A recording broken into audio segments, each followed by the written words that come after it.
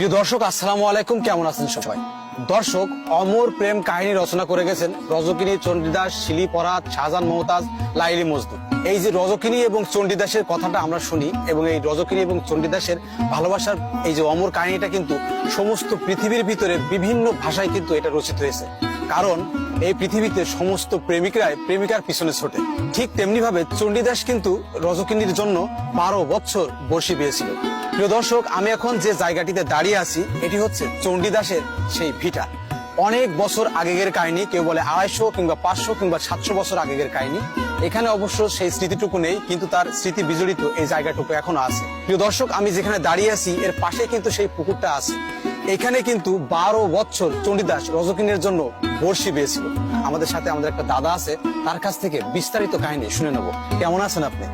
আমি ভালো আছি, আপনি ভালো আছেন? হ্যাঁ। আপনি কি এই অঞ্চলেরই মানুষ? হ্যাঁ, আমরা এখানের স্থানীয়, পূর্বপুরুষ স্থানীয়।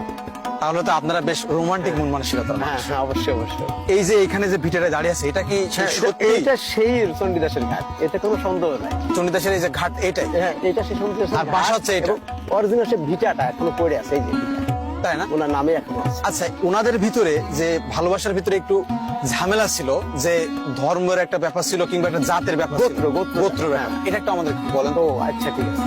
চণ্ডীদাস হচ্ছে একটা কায়স্থ পরিবারের সন্তান। জি। উনি হচ্ছে কায়স্থ পরিবারের সন্তান, আর ধূপা তো আরেকটা গোত্র। সেক্ষেত্রে ধূপা এবং কায়স্থ পরিবারের মধ্যে সেই আমলে গোত্র একটা নাড়ানি হতো, দ্বন্দ্ব ছিল। হ্যাঁ, দ্বন্দ্ব ছিল। তো চণ্ডীদাস বর্ষি নিয়ে বসে থাকতো ঘাটে, যে রজকিনী আসছে, মানে দেখার জন্য শুধু এক পলক। রজকিনী আসছে এই অপেক্ষা করে উনি 12 বছর বর্ষি পেয়েছে। আর রজকিনী কাপড় কাচার ছলে, জল নেওয়ার ছলে, এদিক ওদিক মিলায়ে গড়ে আর কি উনি আসতো। আসলে মূল থেকে দুজনকেই ভালোবাসে। এই এলাকার কিন্তু নামটা হয়েছে তাদের দুইজনের নাম অনুসারে কিংবা তাদের গোত্র অনুসারে। প্রিয় দর্শক, আমরা এখন রয়েছি চণ্ডীদাসের ঠিক ঘাটে। এবার আমরা যাব রজকিনী যে ঘাটটা আছে। তো দাদা, আমাদের একটু রজকিনীর ঘাটটা দেখান। আচ্ছা আচ্ছা, আসেন। চাতকের প্রতিজ্ঞা ভারী, যাই যাবে প্রাণ তবু ভালো, সমুদ্রের কিনারায় থেকে। চণ্ডীদাস যে রজকিনীর জন্য অপেক্ষা করত, এই যে গল্পটা সমস্ত পৃথিবীর ভিতরে বিভিন্ন ভাষায় এটা কিন্তু লেখা আছে। এইটাই কি সেই রজকিনীর ভিটা? হ্যাঁ, এটা সেই রজকিনীর ঘাট। ভিটা ভিতরে এটা আছে ঘাট, এখানে কাপড় কাচতো। হ্যাঁ। তো কাপড় কাচার সময় দেখতো যে চণ্ডীদাস বড়শি দিয়ে মাছ মারছে। আসলে 12 বছর এভাবে কেটে যাচ্ছে। তো একদিন কেউ কারোর সাথে কথা হয়, কিন্তু একদিন জিজ্ঞেস করলো, আচ্ছা চণ্ডীদাস, মানে রজকিনী জিজ্ঞেস করলো, আচ্ছা চণ্ডীদাস, বড়শি থেকে মাছ ধরে? ওই 12 বছর পরে এই মাত্র টিপ দিল। তো এটা আমার বাবার মুখে শুনেছি, আমার দাদার মুখে শুনে, তার পূর্বপুরুষে শুনেছি, একই কথা। তো এটা আসলে সত্য ঘটনা। তো আমরা যেখানে আছি, এটা অরিজিনাল হচ্ছে ধূপার মেয়ে রজকিনীর ঘাট, এতে কোনো সন্দেহ নাই। আর ওই পাশটায় হচ্ছে, অপোজিট সাইডটা হচ্ছে আপনার চণ্ডীদাসের ঘাট। আচ্ছা, তার মানে হচ্ছে অপোজিট সাইডে যে এই যে পুকুরটা, এই পুকুরের অপোজিট সাইডে চণ্ডীদাস ছিপ নিয়ে বসে থাকতো এবং রজকিনী এখানে আসতো।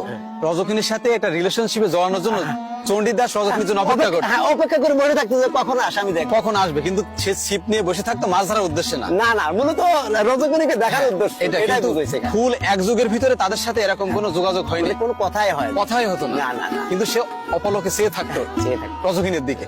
কিন্তু রজকিনী যখন এই পুকুর ঘাটে এইখানে দাঁড়িয়ে অপোজিট সাইডে চণ্ডীদাসের সাথে কথা বলার জন্য এখান থেকে বলছিল যে তুমি যে 12 বছর এখানে ছিপ নিয়ে বসে থাকো, সেটা কি তোমার কি মাছ কি এখনো উঠেছে? 12 বছর পরে এই মাত্র টিপ দিল। তার মানে টিপ দেওয়া বলতে এই প্রথম কথা বলে এইটাই বুঝেছো ওখানে। হ্যাঁ, তাই তো। তার মানে এই যে অমর প্রেম কাহিনীর যে গল্পটা, সেটা রচিত হয়েছে এই যে এখানে সে শতখালী, শালিকা মাগুরা, এই সব অরিজিনাল জায়গা।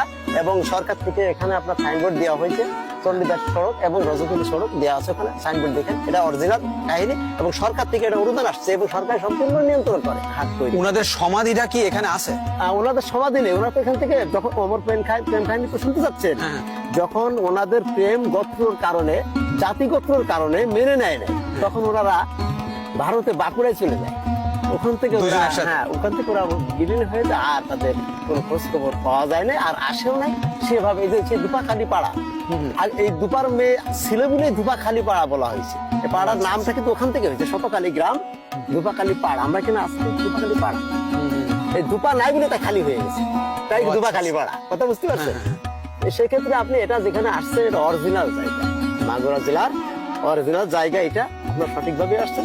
এইভাবে সাক্ষাৎকার তো আরো আসছে, এভাবে নিয়ে যাচ্ছে, সবাই ভিডিও করতেছে, দেখতেছে, বিদ্যুৎ বিজ্ঞান থেকে লোক এখানে আসতেছে, অনেক জায়গাতে লোক আসে। তাদের এখানে সম্পদ আছে না? হ্যাঁ, অরিজিনাল সম্পদ। কতটুকু আনুমানিক সম্পদ তাদের এখানে আছে? মানে আসলে আমি আপনাকে কি বলবো, পুরো দোয়াটাই তো সরকারি, আর সেটাই চণ্ডীদাস।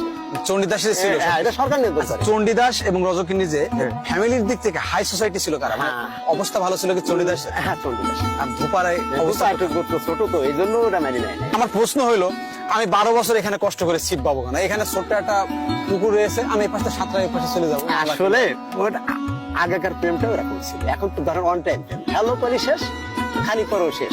আসলে প্রেম তো ওইটাই ছিল, দেখা দেখি মজা।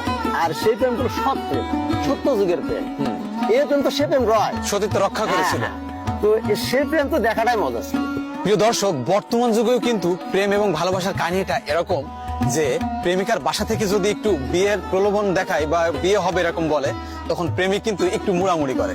সেই ক্ষেত্রে কিন্তু প্রেমিকারা সবসময় এই রজকিনী এবং চণ্ডীদাসের গল্পটা বারবার শোনায় যে 12 বছর চণ্ডীদাস রজকিনীর জন্য শিব বাই ছিল, তুমি কেন আর 5টা দিন অপেক্ষা করতে পারবা?